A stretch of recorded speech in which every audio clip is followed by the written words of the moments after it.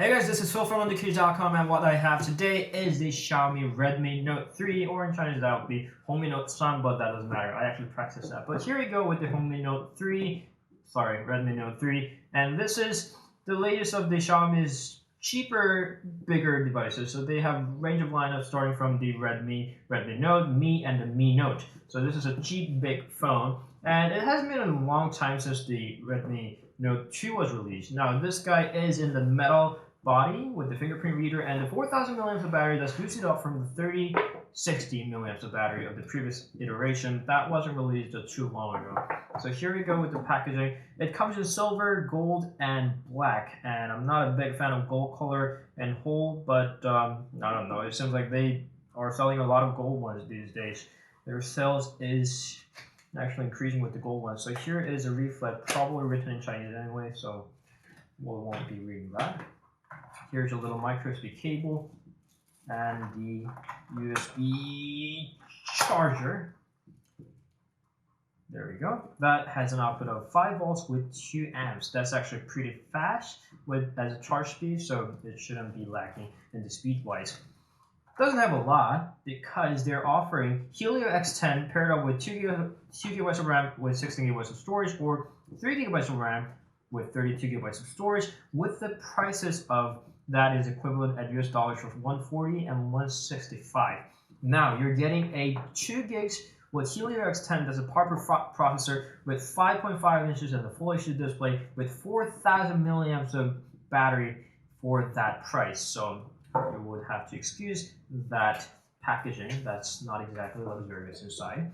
The whole build is metal except for the part on the bottom where, hold on, let's show it to you right there.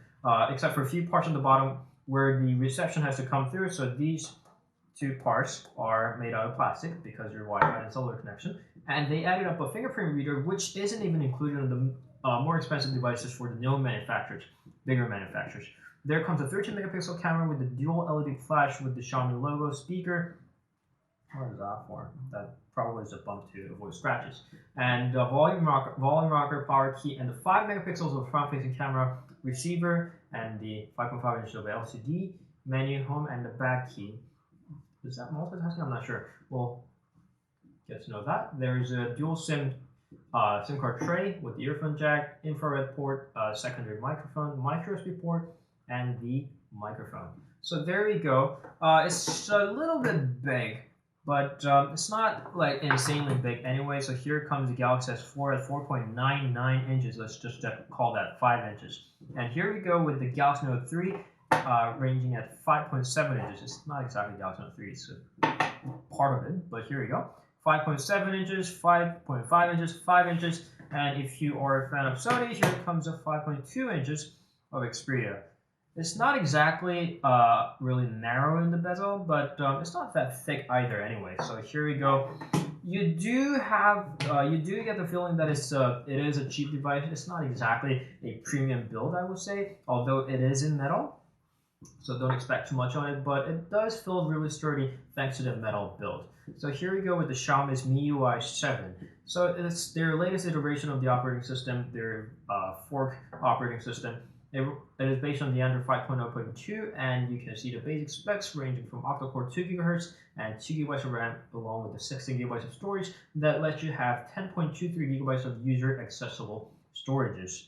So here you go with the Xiaomi Redmi Note 3. We'll spend some time with it and we'll get back with the review very soon, so stay tuned. This is a super budget smartphone with the premium specs, including Helio X10. So stay tuned and don't forget to subscribe. This was underKG with Redmi Note 3. Bye.